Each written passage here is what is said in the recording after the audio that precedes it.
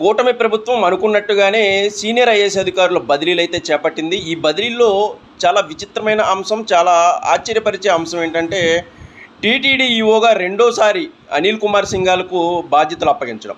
శ్యామలరావు గారి ప్లేస్లో ఆయనను మళ్ళీ టీటీడీ ఈఓగా అయితే కూటమి ప్రభుత్వం తీసుకొచ్చింది. తెలుగుదేశం పార్టీ ప్రభుత్వంలోనే అంటే 2017 మేలో అనిల్ కుమార్ సింఘాల్ గారు మొదటిసారిగా ఢిల్లీలోని ఏపీ భవన్ రెసిడెంట్ కమిషనర్గా ఉండేవారు. అప్పట్లో అక్కడి నుంచి టీటీడీ ఈఓగా అయితే తీసుకొచ్చారు.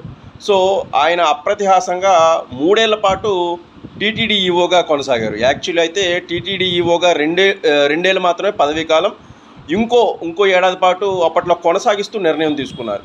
సో అప్పట్లో గవర్నమెంట్ మారింది. 2020 వరకు 2017 నుంచి 2020 సగం వరకు కూడా అనిల్ కుమార్ సింఘాల్ గారు పనిచేశారు 3 ఏళ్ల కాలం పాటు. దాని తర్వాత వైసీపీ ప్రభుత్వంలో ధర్మారెడ్డి గారు అప్పట్లో అడిషనల్ ఈఓగా ఉండేవారు. ఆయనకి ఫుల్ బాధ్యతలు అప్పగించారు. ఈఓగా పూర్తి బాధ్యతలు అప్పగించారు. అనిల్ కుమార్ సింఘాల్ గారిని చాలా కీలకమైన పోస్టులో వైద్య ఆరోగ్య శాఖ ప్రిన్సిపల్ కార్యదర్శిగా తీసుకొచ్చారు. సో ఇప్పుడు ఆయనను మళ్ళీ ఆయనకు మళ్ళీ కీలకమైన బాధ్యతలు అప్పగించారని అర్థమవుతోంది. సో దీని వెనకాల ఎవరున్నారు ఏంటి అనేది పక్కన పెడితే ఆయన ముఖ్యంగా కేంద్ర పెద్దలతో చాలా సన్నిహితంగా మెలగడం వల్లనే, కేంద్రంలోని చాలా కీలకమైన పెద్దలు చెప్పడం వల్లనే ఆయనకు మళ్ళీ టీటీడీ ఈఓగా రెండోసారి ఈ పోస్ట్ వచ్చిందని చెప్పాలి.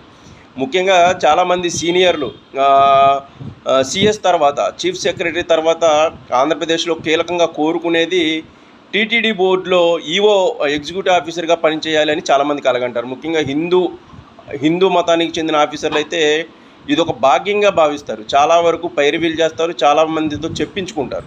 సో అనిల్ కుమార్ సింఘాల్కి 3 ఏళ్ళ అప్రతిహాసంగా ఆయన బాధ్యతలు చేపట్టిన తర్వాత ఆయనకు మళ్ళీ అవే బాధ్యతలు అప్పగించడం అనేది చాలా కీలకమని చెప్పాలి. మరి ఆయన ఏ విధంగా దీనిని తీసుకొచ్చుకున్నారు, ఎవరి మీద ఒత్తిడి తీసుకొచ్చారు అనేది అవన్నీ రాజకీయ అంశాలతో ముడిపడి ఉన్నాయి. కానీ చాలామంది సీనియర్ ఐఏఎస్ అధికారులు దీని మీద ఆశలు పెట్టుకుంటే కూటమి ప్రభుత్వం మాత్రం మళ్ళీ పాత అధికారికే ఇప్పుడు పూర్తి స్థాయి బాధ్యతలు అప్పగించింది. మళ్ళీ ఆయన ఈఓగా బాధ్యతలు చేపట్టున్నారు.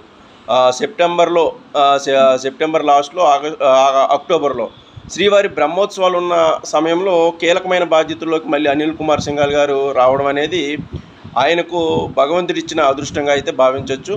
సో ఈ విషయంలో మీ అభిప్రాయాలు ఏమైనా ఉంటే కామెంట్ చేయండి. సో ఎప్పటికప్పుడు అప్డేట్స్ గురించి మన ఛానల్ని ఫాలో అవ్వండి, అలాగే వీడియోని లైక్ చేయండి. Thank you.